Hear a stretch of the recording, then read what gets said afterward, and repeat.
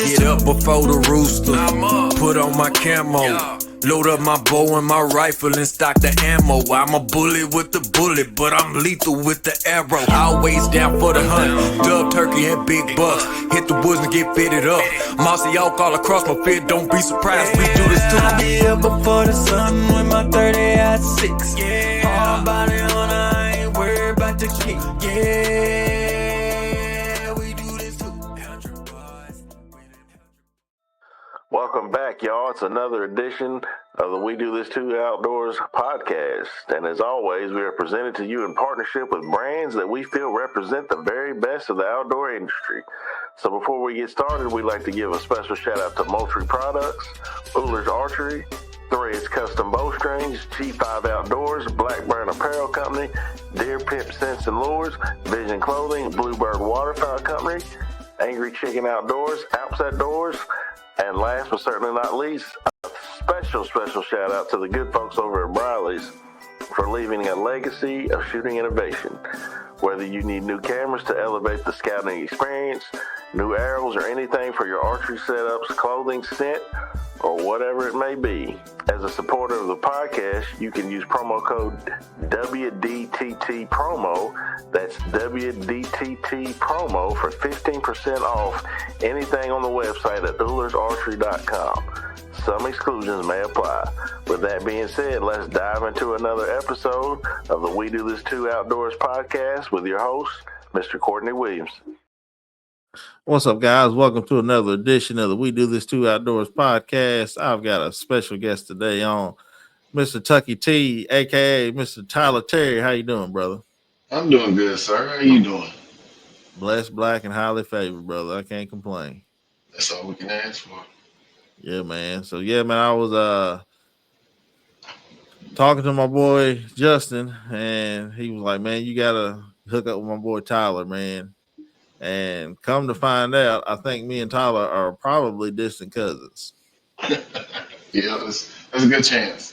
There's a very good chance of that, man. So, yeah, man, just tell everybody where you from and a little bit about yourself, man. So, yeah, I was born in Bowling Green, Kentucky. Family moved around when I was little. Lived in Cincinnati for a little bit. Moved to a little small town called Cape Girardeau, Missouri, a little college town right on the Mississippi River in southeast Missouri where I grew up. Went to college there at Southeast Missouri State University, did track and field for 4 years, and I guess about 5 years ago I moved up to the St. Louis area, and I've been up here ever since.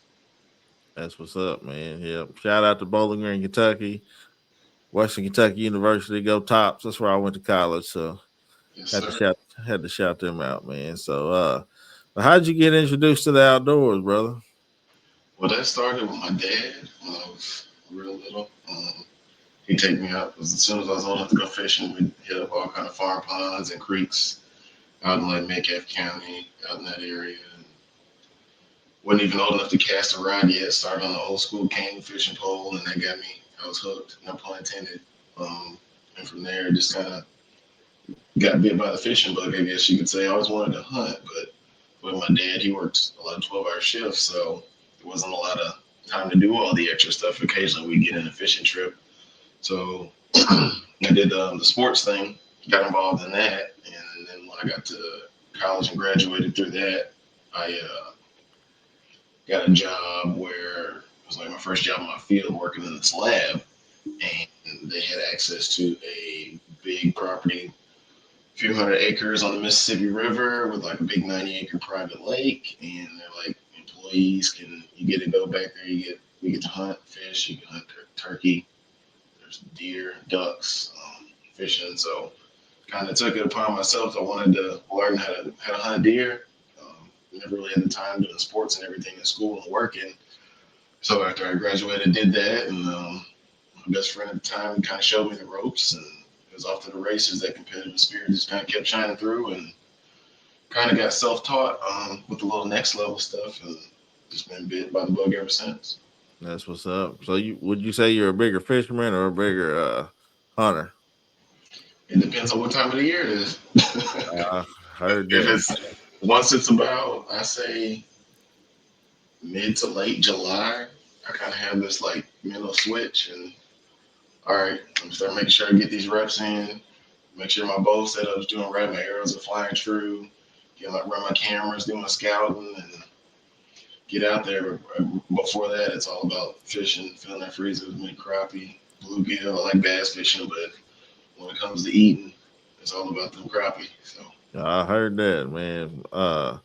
My dad was a big fisherman as well as a hunter, but I don't think I've been out fishing since my dad passed in 14, but maybe one or two times with my son. It's just hard to get back out there with him, not having him, but I'd like to get back out there because that was one thing I did love was fishing, man. So we might have to plan a crappie trip somewhere because I love me some crappie.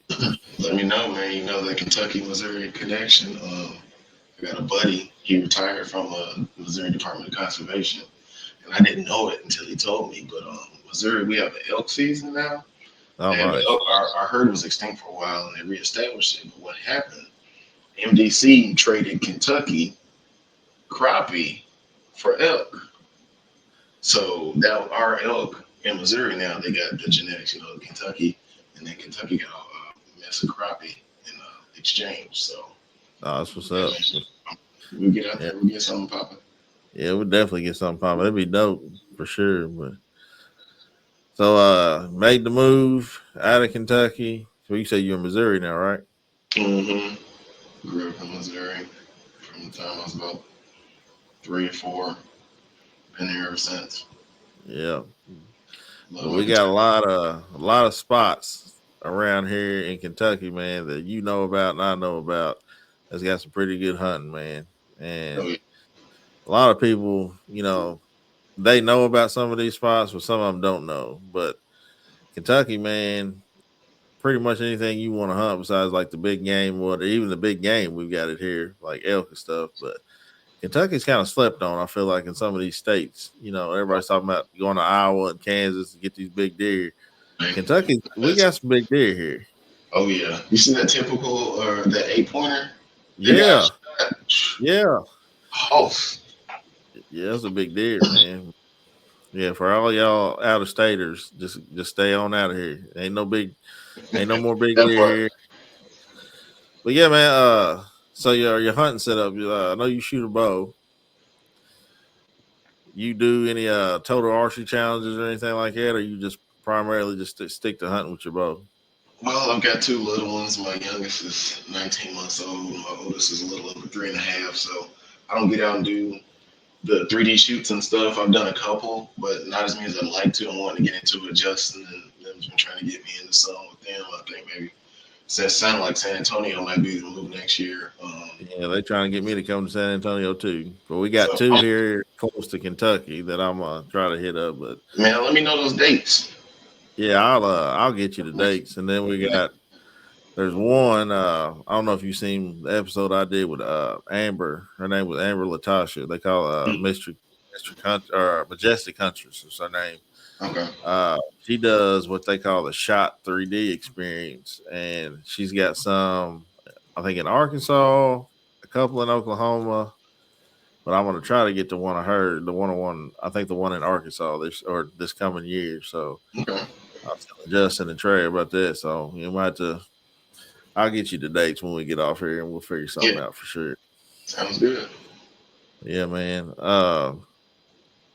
Lost my train of thought for a second. So, run down your equipment. So I know most people, say run down their equipment. 9 times out of 10, Matthews comes out of their mouth. But uh, Not over here. what kind of equipment you got, man? From your bow to your rest to your setup, the arrows. Just go ahead and run it down for me. So for my setup, this one gonna surprise you probably. I'm a pretty simple dude. I shoot a bear. Shoot a I bear. got Okay. I got a Barracuda. It's a Badlands Camo edition.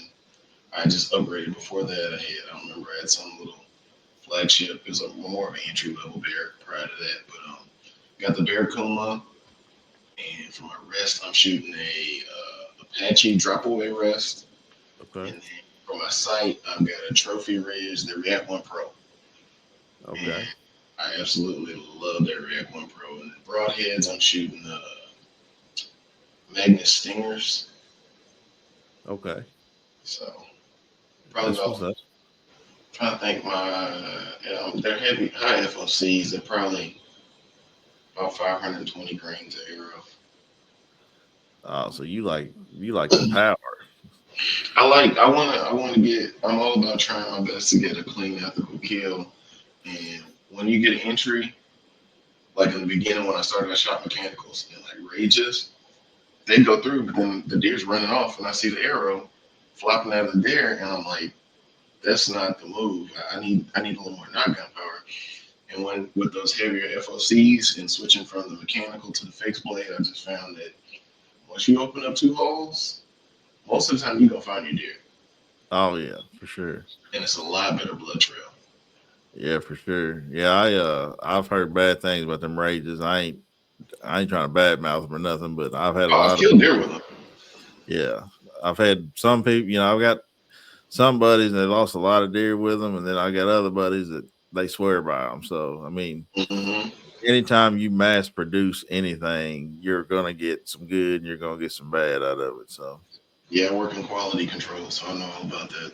yeah, for sure. So run down a typical deer hunt for you. Um, from your setup to you dragging the deer out of the woods. What's a typical hunt like? I know typical hunt. It really depends on the time of the year, whether it's a morning spot or an evening spot. If I'm on private or public, I prefer to hunt on private. I started, like I said, at that job, but besides that, if the wind wasn't right, I had to go public land in Missouri. I don't know if you know much about like our hunting and our public land, but Missouri's blessed to have a great conservation department, hundreds of thousands of acres of public land. It's accessible to everybody, and everybody supports MDC. So our budget is crazy. So Yeah. there's a lot of good places to hunt. But typically, my hunt starts in the off season. I'll go and I'll scout. I use Onyx. I'm a big proponent of that. I've tried like all the other apps and stuff, but Onyx just has all the functionality that I need, and it's just like that tracking. You have Onyx? Oh yeah, I love Onyx. So, so do you ever use the tracker? I've never used it. I've never been in a situation where I needed Okay, to track where I I, was going to be at. So, I got one for you, my guy. So, off season, how many acres you hunt roughly? If you like on like your best spot, how many acres? about 120. 120. Okay. So in your off season, do you like walk that property at all? Yeah, I do. I do a lot of scouting there just to see if the movement has changed from the year before, and I do a lot of shed hunting there too. So, Okay, so here's one for you. And I started doing this on my place in Kentucky, and it helped. It changed the game for me so much. Whenever the off season comes, and I like to go out there, if it snowed, a day or two after that, so that they can kind of travel and stuff. But what you want to do before that green up, you turn that tracker on, and you walk a trail, and then you turn it off. You go to your next trail, then you turn it on when you're on that trail. And by the time you get home, you're gonna have a roadmap of all your deer trails on your property to know where to set up and play each wind. that's dope. That's super dope. Yeah. So you know Onyx is where to just touch. set all your stands up for You know that, and then you can start saying, okay, they're using this trail probably on this wind.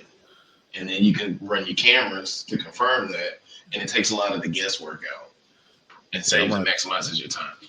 yeah, I'm gonna have to try it out then. That sounds dope because my farm sits in the middle of three other farms. So especially I try to get my kills done before the Orange Army comes to town because there's so many Yes. people hunting around you now. So it's like that buck that you might be after might be coming to your farm, but it'll get cut off by another hunter before it gets there. You know what I'm saying? So Mm-hmm. I like that. I'm gonna have to pick your brain about that tracking thing, man. That sounds dope. It takes a lot, yeah, like you said, it takes a lot of the guesswork out. Yeah, but so like I said, I do that in the off season. So like on my private spots, there's really not a ton these days that has to be done because the scouting's been done. So it's really just more of a let me go in there and confirm late season that the sign's still there, hang my sets, and then trim any shooting lanes. And then besides that, I'm ready to rock. You can That's decide what's if up. it's a morning or if it's a morning or evening spot, but you know that based on the thermals and all Right. that. You got any like good hunting stories you want to share with us? Any good So deer hunting stories? yeah, so we got that little family farm I was telling you about, and COVID year, um, God was blessing me to have my oldest on the way. My son's mother came down with COVID. This was like when it just hit and everything. So like there wasn't a lot of regulations. Everybody was running scared, thought the world Right. was. And so my job, I've been in contact with them. So they're like, well, you got to go test, and you can't come back to work until you test negative. This was like on a Wednesday. I'm like, okay, well, what can I do? And this was like during the week, it was still archery season in Kentucky, and that weekend was early muzzleloader. So I'm like, all right, I'm gonna go get tested. They swab my nose or whatever, and they're like, this is on Wednesday. They're like, well, we'll have your results probably early next week. So I'm like, damn, I feel fine. Like I'm not sick. I know I'm not sick. Right. What can I like? What am I gonna do? So I had the vacation time, and that summer I actually built a hexagon, a 6x6 hexagon blind with like archery windows and everything, and put it up on my farm. So I was like, you know what? I'm going to Kentucky. I'm gonna bow hunt, and then I'm taking my muzzleloader for muzzleloader this weekend, and I'm just gonna quarantine in the woods. So I got there, it was raining, nighttime. I drive right up to my stand on my plot, throw all my stuff in there, go drive off the property, run the corner, park, come back, and I just roughed it, man. And I'd be dang, I shot at one of the biggest bucks of my life, missed him low and left, which I later found out was due to that was when the first shot switched to fixed blades. I Right. learned that that something had happened with my bow getting knocked out of tuna hair. Because when I got back home, everything was low and left, just enough to miss him. But anyways, Thursday goes by, I missed that buck. Friday goes by, it was kind of warm, didn't see anything. Saturday comes by, I open the damn muzzleloader, and it was my first deer kill on the farm since I started hunting. I started hunting since I was 25, and so doe came in, and I shot her with the 50 cal muzzleloader right there, about 21 yards, right in front of me, right out of my blind. And cell service is real spotty out there. I looked down on my phone to see what time it was, and I saw I had a missed voicemail. It was the hospital where I got tested. They called and left me a voicemail, told me my results were negative. So I went and got down, called one of my buddies at farms out there, and he helped me drag the doe, the big doe, dragged her out of there. And I took her to, I don't know if you ever heard of Barren River Deer Processing. Oh yeah, I know that. With Casey and them. Yeah, I took Yeah. her out there and got a process, and then I spent the rest of the weekend and chopped it up with my grandmother. So it was a good weekend. Heck yeah, man. That's always them good success stories, man. Oh yeah. I know Instagram and Facebook and social media, they try to make it where, everybody wants all them likes. So they want to see the end result, the end result. But what I like is everything leading up to it, from the scouting to the deer coming out, and the process leading up to that. The harvest is always a bonus, but just being out there and God's nature, man, just watching the birds come up or whatever, man, it's a different feeling. And for nobody that's ever done that before, you need to get out there and do it, because it's a different feeling. It's awesome just being out there in the outdoors, man. Oh yeah, a lot of people think that hunting is just about killing the harvest, but there's so much that goes into it beyond that. That's honestly, when it comes to like the whole hunting thing, that's my least favorite part. I enjoy the grind, getting there, like you said. Like say I was an athlete, competitive, and whitetails are just one of the most worthy quarries that we can chase to. Like their nose is so many times stronger than a dog. Like it's just nuts. And to be able to get one, I think that's why I like bow hunting so much.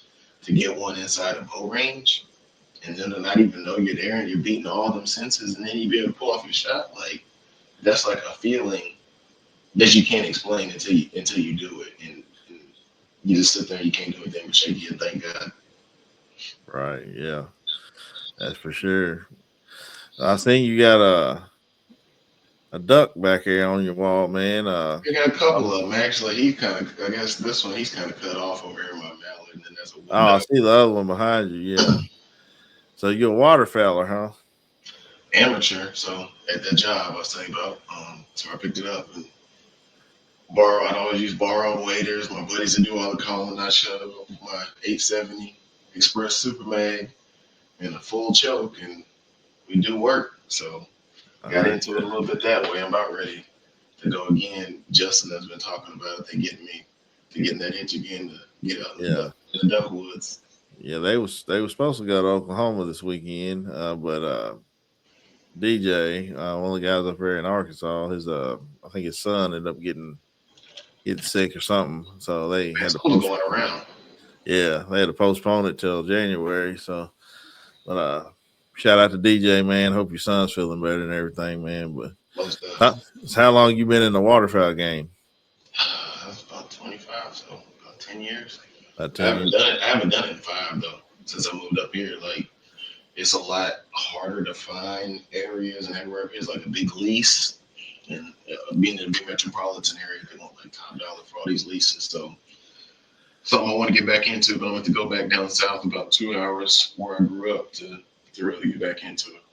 Yeah. If you want to go, man, I'm about 3 years in now. Still learning everything. But I love it. I got bit by the bug 3 years ago, man. I don't see myself turning around. I'm on Rogers, Max, salmon about every day, looking up decoys and different spreads, YouTube, just seeing how people do everything. Just I love it. I mean, I love deer hunting. Don't get me wrong, it's like my thing. And I love dove hunting, man. It's just something about them ducks, man. It's been running all over me for 3 years now. So you pretty nice with the calls? No, I can't blow a duck call to save my life. I've been working on it, man. I've got one in here in my room. I keep one in my truck, and I keep one in my wife's car. My son, who is 7, is a beast with a duck call right now. Really? He sounds really good. He just, key is they want to blow everything. So, do everything to the highest, he blows it way too loud. It might just be because we're in the house, but like he picked one up. We go to the NWTF every year. And, that's the first time I took him was this year in February, and people was giving him duck calls, turkey calls, and whatever. So we got home and he opened that duck call up and started blowing it. And I walked in the living room. I was like, do it again. And he did it. I said, Bub, you sound way better than I do. He's like, no, natural. I don't. I said, yeah, you do. He's natural. That's what's up, man. Does he like use his hand to like kind of mute it and do all that yet? Or? Well, he doesn't know how to like really grip it at the end. So he'll grip it just like he's gripping like a baseball bat. But he'll sit there and he'll blow the heck out of it. Like it's super loud. I guess, just being in the house, but he's got like the quack cadence down. Like it's crazy. Let him get that feeding chuckle down. Then I said, if you get that feeding chuckle down, because I let him listen to a YouTube video about it. He said, Daddy, I can't do that. I said, I can't either. I said, but you'll probably get it before I do. And if you do, you come and hunt with Daddy. So I got to get him some. Got to get him some waders and stuff that's coming. 25. Since I've been on, sitting on the sideline this year, but he wants to go with me. He's at that age now where he wants to do everything Daddy is doing. So, like I said, I'm gonna have to get him some waders and get him a shotgun and everything like that, and we're gonna hammer it 25 for sure. So yeah. So what kind of waders? Like what kind of installation you using, man? So me, I had a bunch of Sitka, man, because 24/7 hunt boys, that's what they was rocking, and I liked the pattern, but I didn't like them prices. Man, that's what I was like, dang. So I all of my stuff now pretty much is banded gear. Okay. I'm actually going to Memphis in Saturday to see some family. And their headquarters is downtown, so I'm gonna stop by there and see what they got, so I'm gonna go down there after Christmas to see the dad side of the family, and probably go in there and see what they got, because this year is the first year that they stopped selling bottom land because Mossy Oak didn't renew their contract, so they went to that Realtree Legacy. Yes, So sir. all my buddies were like, "Hey, bro, if you go down to Memphis to the store," he's like, "I think they got all that bottom land on clearance right now." I said, "Don't tell me that." I said, "Because I will Ball come back. out. I will come back with a trailer full of bottom land stuff." Man, make sure you hit up that Bass Pro down there too in the pyramid if you haven't been. Oh man, we go. So that's where my dad's family's from, man. So every time we go to Memphis, we go to Bass Pro. My son wanted to go up to the very top, but the line was too long. I wasn't going up there no way because I'm scared of heights. But my wife was gonna take him up there. But that line was to the door, and it was like a 3-hour wait just to get up there. So that place is huge, man. I used to go there when the Grizzlies used to play there back in the day. Mm-hmm. Before they turned it into a Bass Pro. So I'm an OG in the game. I've been, I remember when it was, they played basketball in there. Now it's the biggest Bass Pro in the world. So Right. So you scared of heights? scared to So, death of heights. so you don't do tree stands? You said what? Negative. You I a will ground not. owner? I'm a ground guy, bro. I'm 300. I'm 300 pounds. I ain't getting in no tree stand. And they make them big dogs for the big boys, man. I don't trust them, dog. Like for one, like I'll send you this picture that I got. Me and my best friend, he bought a 2-man tree stand, and it's got like a 700-pound weight limit. It's huge, and he got me up there just to sit, just to kind of get comfortable with it. And then the next weekend we went. This was a couple years ago. We got up there, and I'm scared to death. Once I got tied in, I had my harness and stuff on. I was cool, but getting down, I was shaking every step I took. I was shaking the tree stand because like my legs was like telling me like get down. So I'm sitting there shaking the tree stand. He's up there just dying laughing. He's like, "Bro, you're fine. Like you're not gonna fall." And we're only like 10, 15 feet up. We wasn't like super high in the air, man. It was just heights, man. I don't like being up there, so I take my chances on the ground. You wouldn't like running with me in public then, because I do a hanging hunt, mobile Yeah. setup. Yeah, I ain't. Lone wolf, baby. So public land, when I do hunt public, which ain't a lot, I got this it's like a little ground blind that I can set like if I'm sitting in between trees, I got my little stool and I can set it up in front of me so Okay. I can see over top of it. Kind of like they use for turkeys. Yeah, kind of like what they use for turkeys, but I've got one that I kind of rigged up for deer. It's like that Realtree edge, but I've got it to where I can either tie it on 2 trees or I can stake it in the ground, just depending on where I'm at. But I hunt mostly private, so we've got ground blinds pretty much everywhere on my mom's property. So I get in there, get my buddy heater, get in my seat, set my bow down, and prop my feet up, and I'm good. I'm a lazy hunter, man, but that's the way I like. I don't like being in the air, man. Plus we had a guy, I think it was last year, it might be the year before. Great guy, everybody knew him in the community. He's kind of a distant cousin of ours, but he had a tree stand accident. And he's no longer with us, but I'm not sure what happened, but he ended up not making it up to his tree stand that day, and his son ended up finding him. Like I said, not sure what happened, man, but we lost a good man that day, and after that, I was just like, I ain't getting up in the tree stand ever again. But yeah, man. So being an African American in this industry, man, some people want us here, some people don't. We get a lot of flack sometimes on both sides of the wheel. I know me personally, I've gotten a lot of flack from people that look like me, talking about, this is a white boy sport. I'm never gonna make it. Then you get some from the other side talking about, you don't belong here or whatever. How you think we're gonna break down some of these stereotypes? I think by having media outlets like your channel, like Joe's channel, and there's countless others, that it becomes normalized. I mean, it's normal to the black folks. We know we've been doing this, like your channel says, we do this too, and we've been doing that. But I think the more it gets put out there and shown and represented, I think the more it'll open people's minds to it. Right.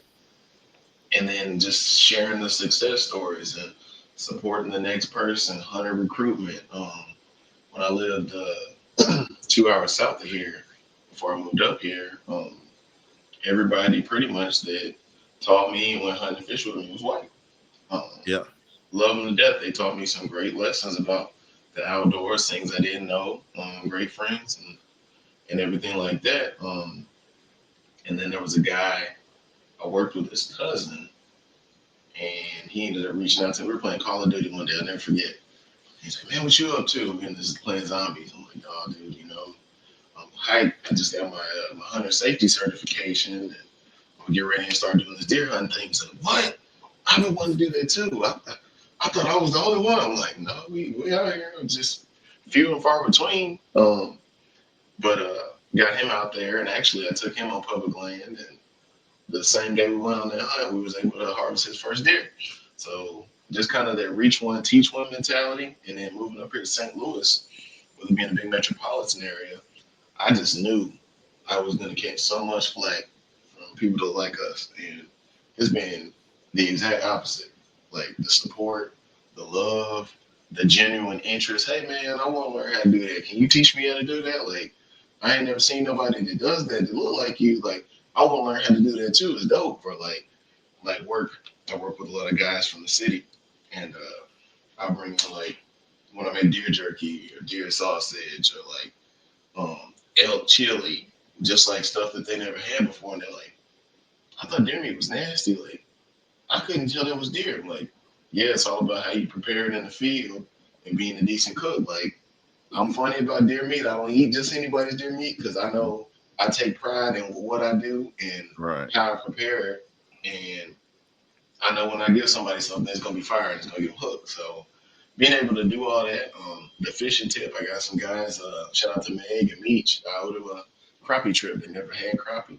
They never caught crappie. So that's one thing I'll be doing in this spring. And then probably take them here at the conservation department. They stock the city lakes. They stock them with trout. So you're able to catch rainbows and brown trout right here in the city. So I'm gonna take them to do that, just hunter recruitment and using our platform to be able to get out there and show people we do this too. We average everyday down to earth people just like everybody else that does it. Right. Yeah.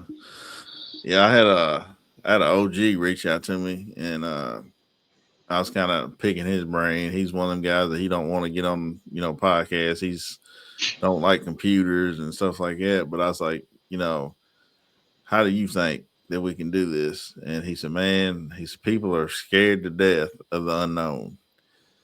And he's like, you've been doing something for so long, and all of a sudden something new comes in, you're kind of hesitant of what they'll bring. And he said, people of color through the years have gotten kind of stereotypes placed against them, like, they're only good at sports, and they do this, they steal, they do this and whatever. So it's kind of like when you bring somebody in that does something that you do, say, hunting wise, especially in the outdoor industry, it's like, is that really what he's here for? Or is he here for something else? Like, no, man, like I do the same thing you do. I grew up doing the same thing you do. I just didn't see a lot of me growing up on TV like you did. So I kind of wanted to change that narrative, and hopefully, some kid out there that was like me, who's wanting to get in the outdoors, will see, me or Joe or Trey or Justin or you, be like, oh man, I can do this too, and start him on his journey or her journey. So definitely. I think in the city too is that, again, just there's not a lot of outlets for that in the inner city, and so social media is kind of bridging that gap to where people can see that, and then that helps and gets people excited. Yeah. Social media can be used for good, and it can also be used for evil. But I think especially in the outdoor world, man, you see some of these people in the inner city that haven't been exposed like we had. They see us on TV or see us on Instagram or whatever and be like, oh, okay, this is something new I want to try. And, it might be the key to them, staying out of jail or staying out of the graveyard. You know what I'm saying? So, Sure. My goal eventually, it's a couple years out, is to, bus kids in to somewhere here in Kentucky and have basically like a camp, like a We Do This Outdoors camp, where we stay in like these bunks, like cabins, and then every day, wake up and do like a devotional, eat breakfast, and then they go to these stations every day. And then the last day you have like a little competition, to see who's the best of the best, but everybody leaves with something. I know a lot of people talking about, participation trophies and whatever, but I want everybody to know, like, hey, I came down here, I did this just like everybody else, certificates or something, just to let them know when they get back home, they can show people, hey, I was at this camp this weekend. I learned how to fish. I learned how to hunt, shoot a gun, shoot a bow, boating safety. But I'm going to need some sponsors to help me out. I'm going to need people to help me out. Let me know. I'm there. Yeah, it's a couple years out, man. I was talking to my buddy Trey up in South Dakota. He runs the Dreaded Archer podcast. Mm-hmm. He's wanting to do something similar like that, and I've talked to Justin about it too. So I'm gonna try to get some things, running for at least hopefully 2026, 2027, so we can find a big enough spot and do that, or you can register online and stuff like that, and it's all gonna be free, So yeah, like that. Let me know. Yeah, man. So that's what I'm gonna try to do. So yeah, man. I ask everybody this question on the podcast that gets on here. If you could hunt anywhere or anything, what you hunting and where you going? Man, that's a tricky one for me. Like I said, I've been doing a deer hunting thing since I was 25. I'm 35 now. I still haven't harvested what I would call like a mature wall hanger, like a shoulder mount worthy buck. Yeah. But I kind of have like a progression to it. I don't know. I guess it's just the competitor in me. I want to go to muleys and elk, and then I want to try moose, the meat, to see if I enjoy it enough to potentially do that. But I would say probably elk. And I'm thinking like I wanted to do over the counter in Colorado, but they're taking that away now. Yep, they changed the laws out there. Probably I don't know, probably like Montana, or even Utah. Yeah, that's what's up. I want to go to Big Sky, Montana, shoot an elk, but I also want to go to Louisiana, Florida, gator hunting, and I still haven't went on a hog hunt yet. So hogs out here in Missouri. Y'all got hogs in Missouri? Bro, we got hogs. I didn't know that. Yes. Dude, I hunted the swamp one time, this area called Mingo. And my coworker at the time, he's like, hey man, be careful, you down there bow hunting. They got hogs down there, they like rub on these trees, and you'll see the mud, up on the trees where they backs have been rubbing and stuff. Dude, I'm 6'1". There was mud chest high up on a tree down there. Jesus. Plenty of sign. We got hogs everywhere. I got a buddy, man. You wanna do some hog hunting? You let me know. We'll get something set up. Yeah, I've been wanting to hog hunt, but I got invited to go hog hunting last year. But where dude lives, I met him at the NWTF too. He lives like 10 minutes from the Florida Keys. Oh wow! So he lives. I mean, it's down there, and I was like, y'all got pythons down there too. He's like, yeah, we got snakes. He's like, gators, everything else. I said, I'm trying to find, go somewhere close. And he said, man, I'd go to Arkansas, Georgia, somewhere like that. But I had no idea Missouri had hogs. Yeah, we got hogs. Yeah, well, yeah, we're going to have to set something up because that's close. Missouri is pretty much right across the bridge. Yeah, Bowling Green's about 5 hours from here, so. Oh, it ain't far at all then. Yeah, I'm about an hour north of Bowling Green, so we ain't. Well, Louisville's 4, so. Yeah. Yeah, I'm a hour north or hour south of Bowling Green. I'm right in the middle. So, well, you know where I'm at. Yep. Yeah, man. But yeah, man, I appreciate you getting on this podcast, man. I know You do it. been a, Happy to do been a it. long time coming, man. But me, you, and Justin are gonna have to set something up where we can go kill something, man. Once I get clear from this doctor, man. It's just cabin fever is real, man. I'm driving my wife crazy because she's working from home now, and she's like, "You got to get out and go do just ride around, go do something." So And now's the time to get back into fishing when you're ready, man. yeah, I'm definitely going. I've got, man. I don't even know if I still got my poles. I think I done sold all my poles. I'm gonna have to get. Oh, Lord. I don't even know what the new this and new that is anymore. I was still rocking those Zebcos and If you want the crappie fish, all you need, and whenever they do the spring advanced pro, they do the spring fishing classic or kickoff or whatever. Go out there, they have the crappie max combo. You can get it. I think they got like a 7-footer or a 7'6", something with a little spin cast reel for like under $40. really, That's all you need. That's yeah, all you need. If you come out this way, let me know. We take the boat out. We get on some crappie. I got all the tackle you need, man. You just bring that's yourself and a license. that's all I need. What kind of boat you rocking? It's a '89 Hydro Sports. It's a bass boat, 19-foot bass boat with I got a 150 horse Johnson on the back. That's what's up. Yeah, I was in it big last.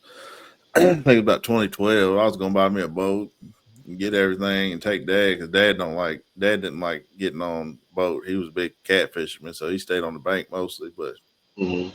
I said, possible I get this boat. You coming out? He said, yeah, I'll get in there, and then just didn't work out. And once he passed, I was like, I gave all that up. So now if I get a boat, it's gonna be a duck boat. But Be warned. You know what boat stands for, right? mm Break out another 1,000. mm. Hey man, I laughed when people told me that.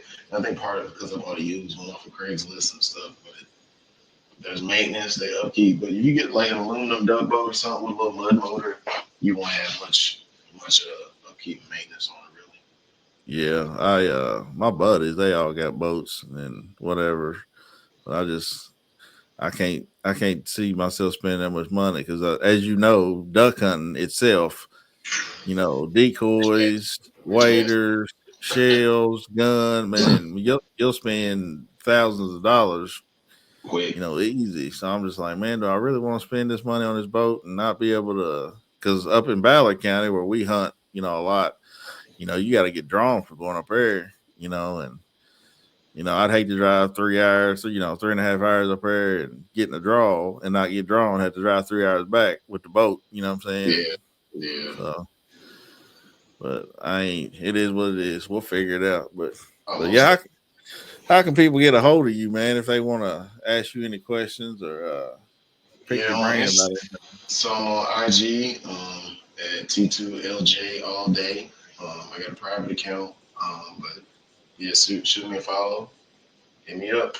Happy to give any pointers, tips, link up with people, go hunting and fishing. Like I'm all about new hunter recruitment, getting people into the outdoors and sharing God's creation with everybody. That's right, man. There we go, ladies and gentlemen. Got another episode of We Do This Two Outdoors podcast. My boy Tyler Terry, aka Kentucky T. Uh, appreciate you, young brother. I definitely hope we get a hunt together soon, or a fishing trip, whatever, man. For real. Like I said, you probably a long lost cousin of mine because you from around these parts too, and ain't too many with that last name that you gave me around here that Yep.